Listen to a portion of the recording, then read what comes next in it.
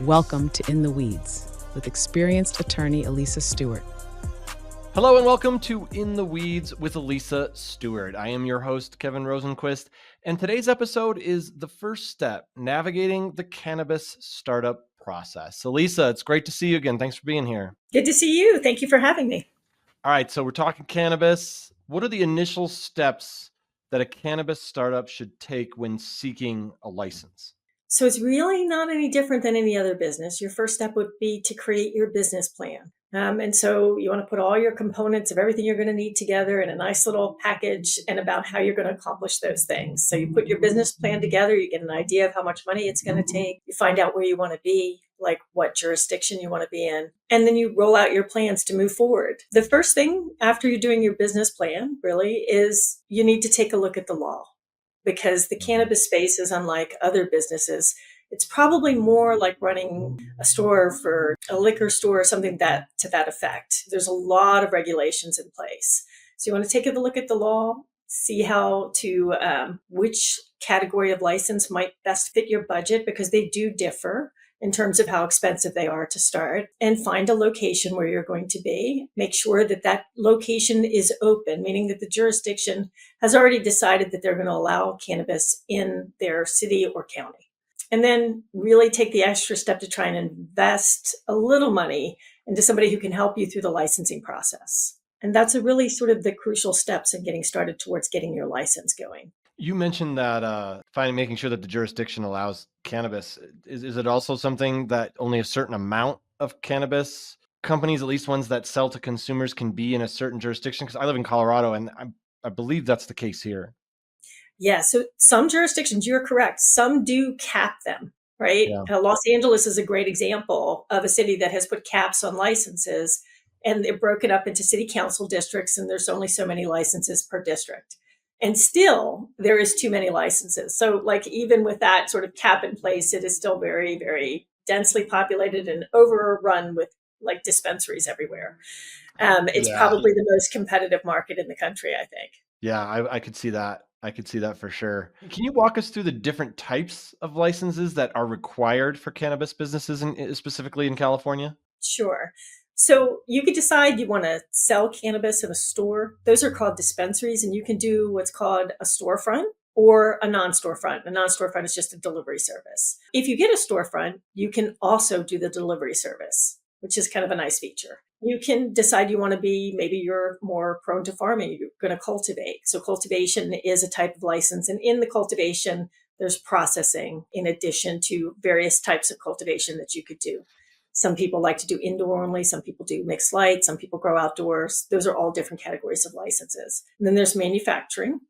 And that's where, you create basically the products, such as gummies, for instance. That's a manufacturing activity. People who extract oil from biomass, cannabis biomass, that's done in manufacturing. You could decide you want to do distribution, and that means that you're going to transport cannabis goods to retailers and from farms to retailers and to other distributors. Or you can do events. So those are sort of the overarching categories of licenses. And in California, there's one more called a micro business, which allows you to do at least 3 different types of licenses within one. Okay. And does it matter what county you're in? Does that change what kind of license you're permitted to get? So those are the state categories for licenses. Okay. The way that local jurisdictions do it, they may define them differently. A lot of them started out defining them much differently than the state did, and then redid their ordinances to bring them back in line with what the state later came out with. As an example, I think in the Central Valley, there's several jurisdictions that don't really break up cultivation into a whole bunch of different types of licenses. They just call it cultivation. And I think many jurisdictions do that as well. And they don't really break it down. So the jurisdictions might have different categories, but at the end of the day, whatever category you pick has to fit in with the state category, because you have to satisfy both the local and the state level in order to open your doors. How do you keep this all straight? It's why you kind of need an attorney's help. It is not an easy business model at all. No, and I feel like a lot of I've known a lot of people who have breweries, and I feel like it's a similar thing. A lot of times people go into something like cannabis or beer brewing with passion or with an idea or with skill, but running the business is hard. And then you throw on like all these regulations and how different this particular industry is, and it's It's a lot to navigate. It's a lot to navigate. And the plus, if you choose to do a brewery, is that you can actually deduct the cost of your consultant in your taxes. A cannabis business cannot, which is really frustrating for them and hard. That's odd. Yeah, it's a law. It's an IRS law that sort of targets people who are doing drug trafficking. But because cannabis remains as a Schedule One substance, it is in that category. Right. So until that changes, which we all kind of think it will at some point, just not sure when, that should hopefully get remedied. Yes, we sure hope so. Doesn't look like Yeah. it's happening on the horizon, though. Yeah, for sure. No, I don't, yeah, definitely not. What role do local governments play in the cannabis licensing process, and how can startups engage with local officials to sort of help their case? Yeah, so in California, the state of California really tried to cater to the local governments and told them, you're going to be able to control this process. If you want to have cannabis within your borders and how you want to have cannabis inside your borders, you get to decide, right? So initially, the state deferred quite a bit to state government or local governments, the cities and counties, to create their own ordinances and to decide whether or not they would open their doors to cannabis businesses. And so at the local level, they are deciding on zoning. They're deciding on planning and where they want developments to be, including businesses. They can decide your hours. They're responsible for doing CEQA, which is the California Environmental Quality Act. And so all those areas are sort of very complex.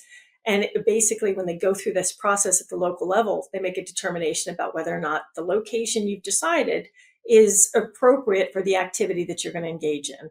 And once you get your local authority approval, then and only then can you go to the state for your license.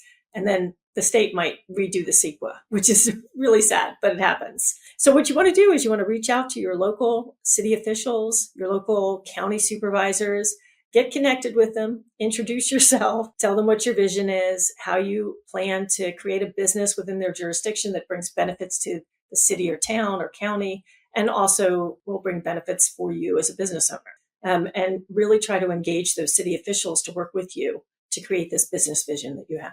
As far as the common challenges that cannabis startups face, which sounds like are plenty, what are like maybe the top 1, 2, or 3 that you see that they have to navigate? Yeah, the first one is money.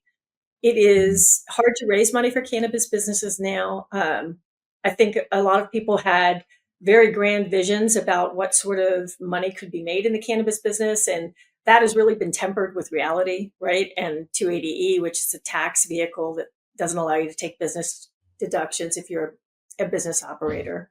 So money is huge. It's really hard. You have to make sure you have the money that you need to get the license, to do the build out that you want to do, rent or lease or own the property that you want to be on. So money. And the second one is obviously the regulatory landscape. It's complex. It's local jurisdictions and dealing with all the local issues that are presented there, and then going to the state, dealing with those state issues. And finally, it's really public perception. And this sort of goes back down to the local level. Sometimes your neighbors are not happy to have a cannabis business in their community.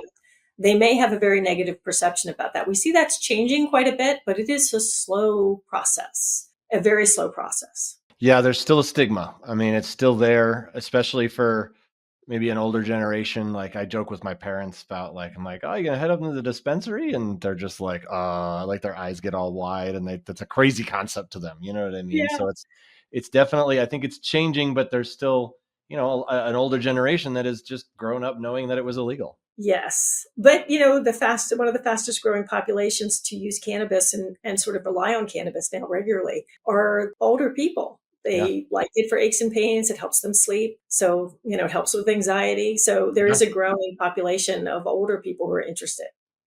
Be lying if I said I didn't buy some gummies for my mother, but, I don't know if I'm allowed to say that or not, but I did. That's fine. Yeah, there you go. I feel like a lot of the dispensaries around me change names a lot, change hands a lot. Do you find that the startups are just either ill prepared or just can't handle the pressure, the regulatory pressure, or what have you, and so they end up either just going away or selling, or do you find that happens a lot? Yeah, what I see is it's sort of like initially, I think we saw a lot of very passionate people get into the market, and I think it was very hard to transition from maybe a legacy experience into a sort of a corporate experience, and it was hard to transition for people. And now what I see more of, that's still happening. People who are like, didn't plan well enough, didn't realize how much it was going to cost, sort of got to a certain phase in their build out and then ran out of money. That definitely has happened. But what we're starting to see now is people doing those steps, right? Sort of getting the local permit, doing some of the build out, and then trying to flip it to make money. So we see people sort of doing that as a business model. Like, I'm going to get it started, and then I'm going to sell it. Interesting. I guess I didn't think of it like that. I always looked at it and like, oh, that one didn't work. Let's see what happens with the new people. But that is a good point. I mean, like, that's a big process. So for someone, if they have the capital, to not have to deal with the build out process would be very, very intriguing. Right. And you can sell a paper license and certainly in newer jurisdictions for quite a bit of money. Mm-hmm. So I'm sure. Yeah. With the regulations changing quickly, with a lot of, trying to keep up with it is difficult. How do you kind of coach your clients to maintain compliance, to stay up with regulatory concerns and all of that? Well, I mean, I really tell them that they should be working with a consultant of some sort. A consultant can keep them up to date on the changes that are happening, on new regulations that come out. Every business owner, by the way, could sign up for notifications from the DCC and get emails periodically about new things that are happening. And the DCC is what now? The Department of Cannabis Control in California. So they're the regulatory statewide agency. Okay. And, so you could get these updates, but really to like understand them and implement them and make sure that you're timely in putting those implementation projects together, you really should be working with someone to help you do that. I think one of the more recent changes that happened that went into effect in March was a notification that the state of California wants you to provide to new customers who come into the store. And there's different rules about how to do that if you're a delivery service, and how to do it if you're a storefront, and how to make sure everybody's consistently doing that. And so I work with a number of clients who I've told them all about these changes and make sure you do it this way. And still they're finding it hard to get it like into their regular day, right? Every day we do this. So, it's just trying to get into the ritual of the changes that you need to make can be challenging, even when you have a consultant. So yeah, and I used the brewery example before just because that's the easiest one for me. But it's similar to some of the people I've known who's gotten in the cannabis space. It's just they're really good growers, or they're really good at what they do, but the business part, it's hard, and you have to get to come up with a system, right, to stay up with everything and make sure you're doing everything properly. Right. You sort of have to get your process in place and then follow it.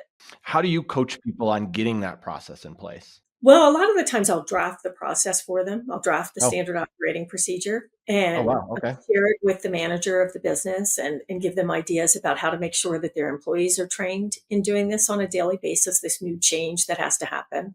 And then it really is just a matter of messaging, like messaging over and over again to your manager and to your employees. Have you been doing this? Are you making sure this flyer is going into the bags with people? Have you been pointing this out? Mm-hmm. So it really is just trying to get them into a new habit every time a new customer comes into the store to provide this notice to them. And it seems like a simple thing, but with all the things that they have to pay attention to, another thing is just like, the thing that broke the camel's back, right? It's just one more thing you have to take care of, right? So. Mm-hmm. No, I didn't realize you went that deep. That's really cool that you help people with the operating procedures and stuff too.